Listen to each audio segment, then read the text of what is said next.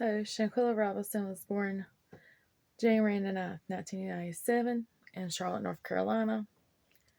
She graduated from Winston-Salem State University. She ran several um, boutique beauty and kids hair braiding businesses in her hometown of Charlotte. Um, she was doing pretty good for herself. For herself, um, but on October 28th, 2022, Robinson traveled to Mexico for a short vacation with a friend and 5 travel companions, 3 women and 3 men. And I'm going to put their pictures up right now.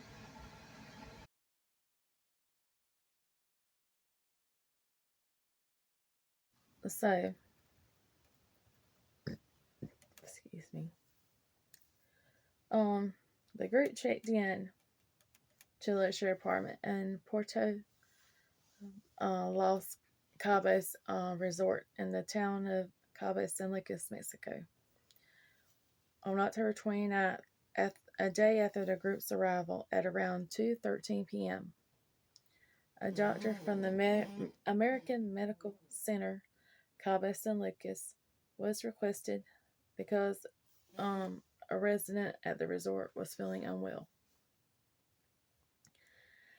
At the same time, Shanquella's mother, Miss Robinson, received a phone call from one of her daughter's travel companions saying that her daughter had taken ill and that a doctor was on the way to tend to her welfare.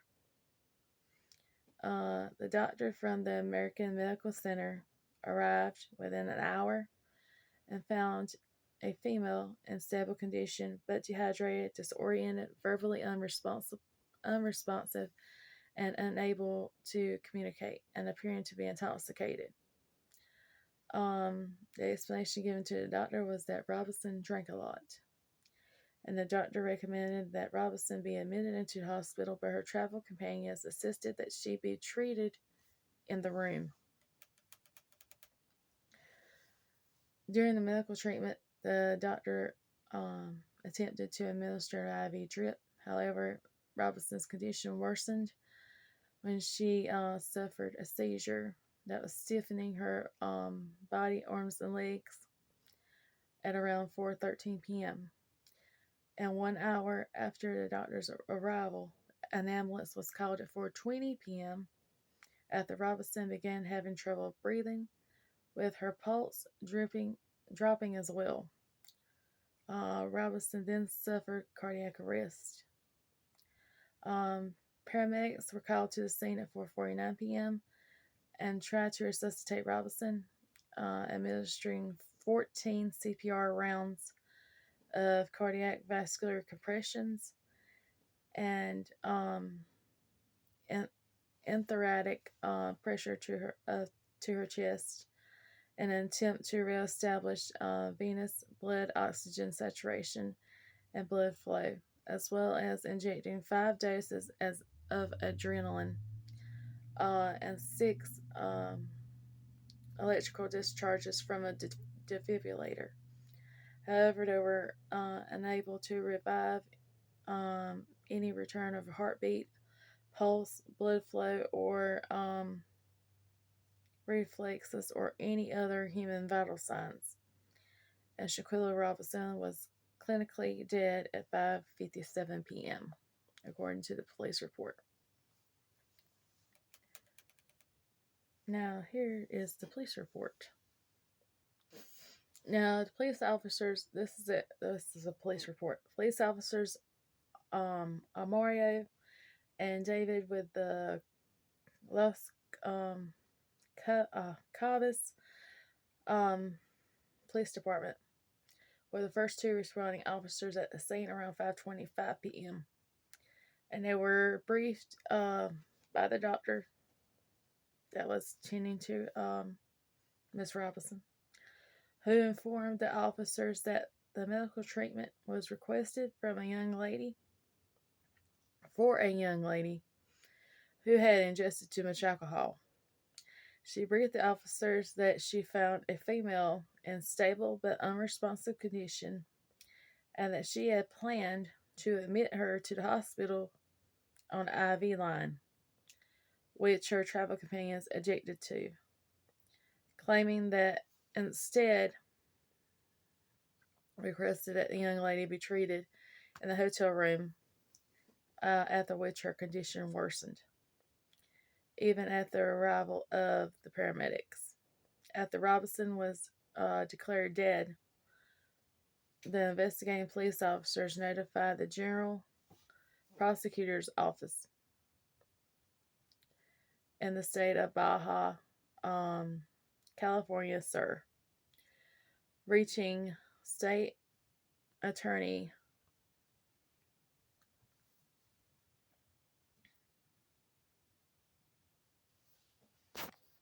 Holly O'Daniel at 6:35 p.m. and um,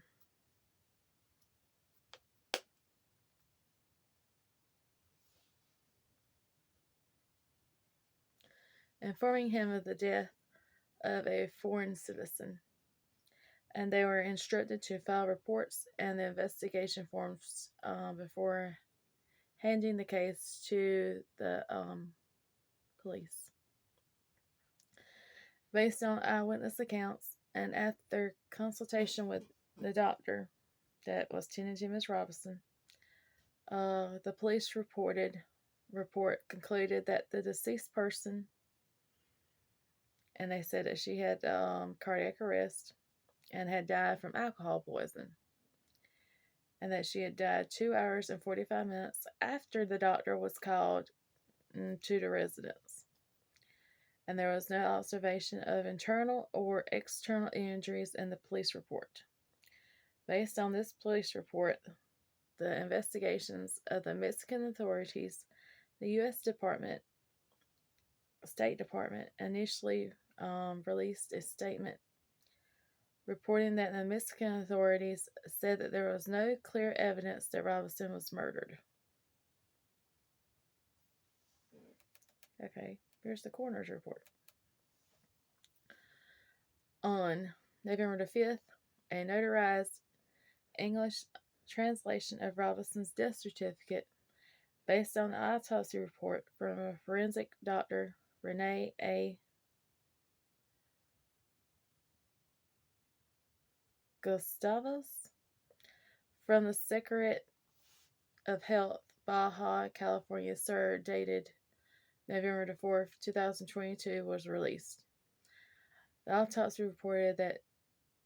report described Robinson's death 15 minutes after suffering a severe spinal cord injury at the Atlas location, which is a dislocation or separation from the skull base, from the atlas bone and the first bone of the neck.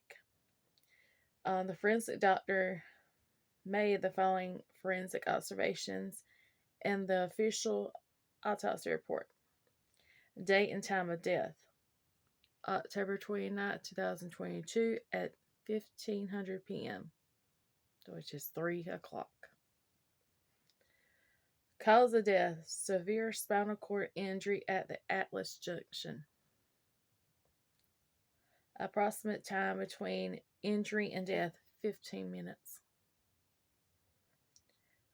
Situation or circumstance or reason in which the injury occurred: person was found unconscious in the living room. Was it accidental or a violent death? And she's got yes. The autopsy report mentioned neither cardiac arrest nor alcohol poisoning.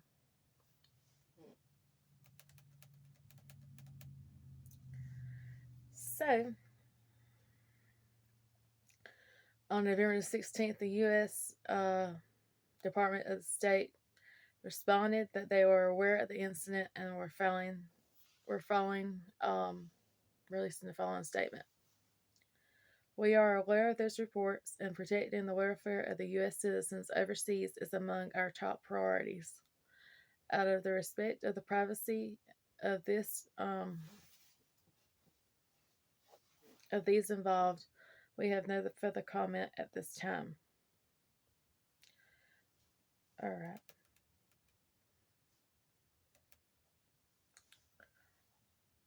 Shanquella's mother disclosed during an ABC News Good Morning America interview that her family had become suspicious of the claims of her daughter's travel companions after one of them had returned with a different story, and each story was inconsistent.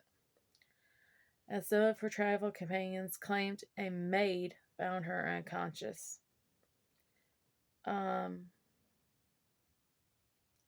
At first claiming that Shanquella had died of alcohol poisoning, and then days later admitting that they had been in a fight, and that she was fighting and she had been jumped.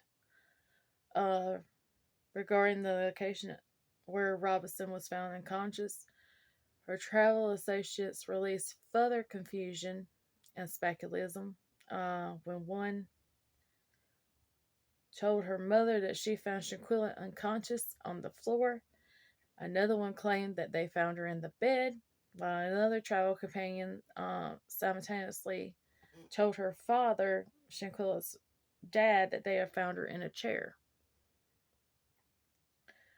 Shanquella's mother told CBS News during an interview that her daughter's loose acquaintances initially suggested that her daughter had taken ill from alcohol poisoning, a diagnosis which surprised her since a doctor had not even arrived at the time. And since she had been told that the doctor was just on the way to the apartment.